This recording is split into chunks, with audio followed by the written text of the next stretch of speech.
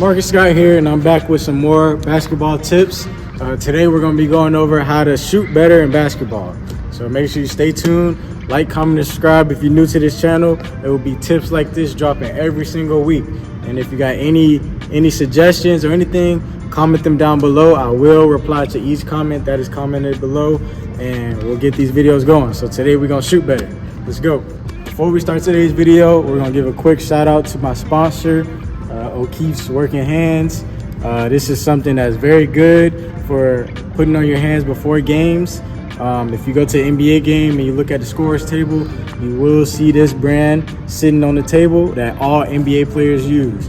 It gives you good grip and it helps you not have dry hands. So if you got a problem with dry hands and you want to put something in before you start your basketball game, make sure you tune into this. It will definitely get you right.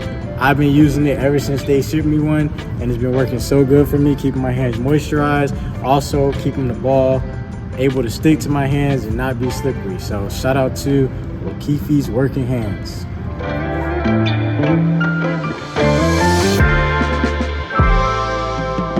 All right, so today we're gonna be getting you better with shooting. So me, my history in my college, I've been top 5 in SEAC.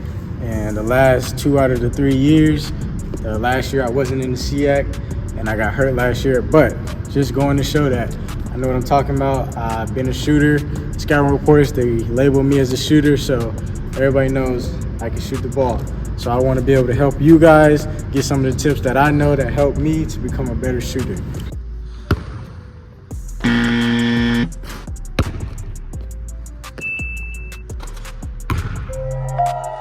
So one of the first things we want to focus on is getting our feet straight.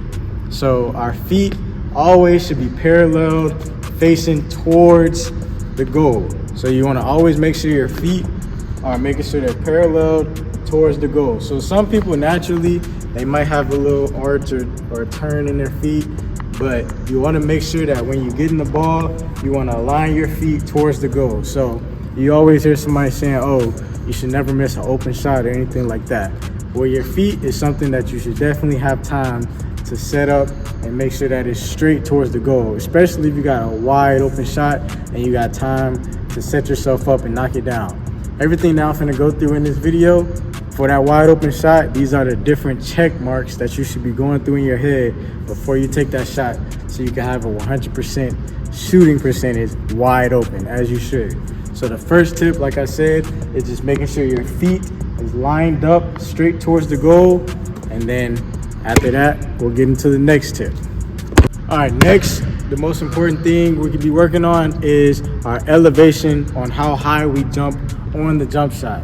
So you don't want to jump too high, because if you jump too high, once you get deeper into, like, let's say overtime or a different overtime or just deeper into the game, you might not be able to keep up with the fatigue that comes with jumping so high off your jump shots. Your leg might be heavy, and then you're used to jumping so high. Now you might be jumping low, that'll throw off your shot.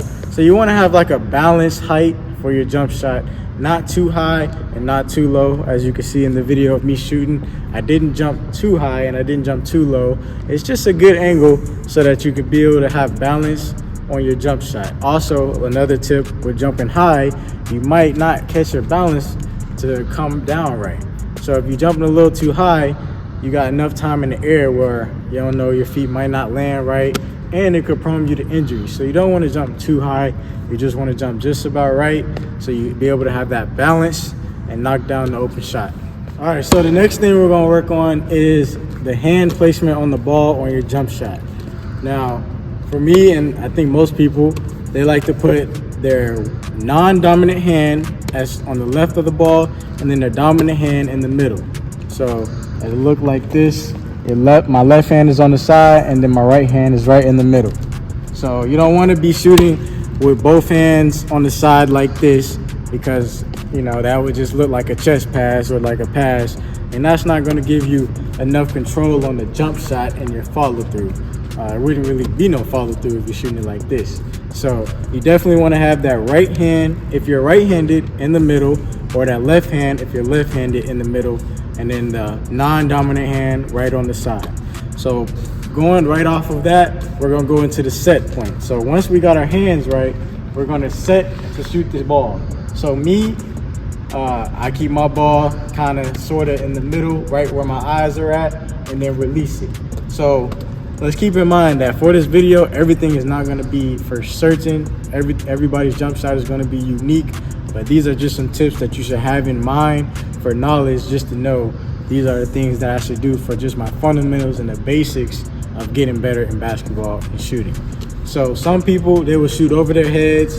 As you seen Steph Curry, his father said, even when he was 13, making shots, he wanted him to shoot over his head. So you have to find what really works for you.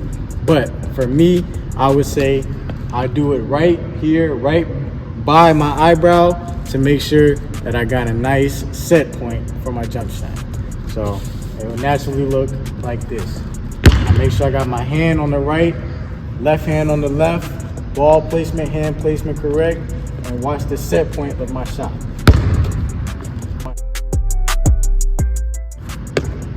Okay, so the next thing we want to focus on is the release point.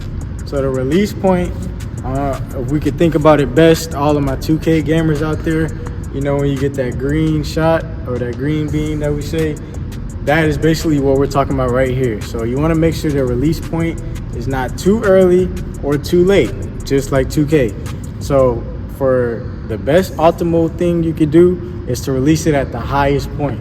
So you want to release it at the highest point, not low in release or not all the way up in the release. You want to make sure you're right there at the highest point here. So you don't want to release it down here, because that would just be a bad shot. It could even get blocked because you're releasing it so slow. You want to make the release point right when you get to that eyebrow and then release. So here's an action shot of the release point. I come down,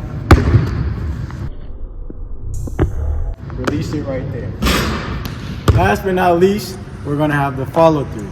So the follow through is very important, because if you follow through, if you have a trainer or anybody that studies your film of your shot, they will be able to dissect where you may have been wrong or why you might have missed your shot.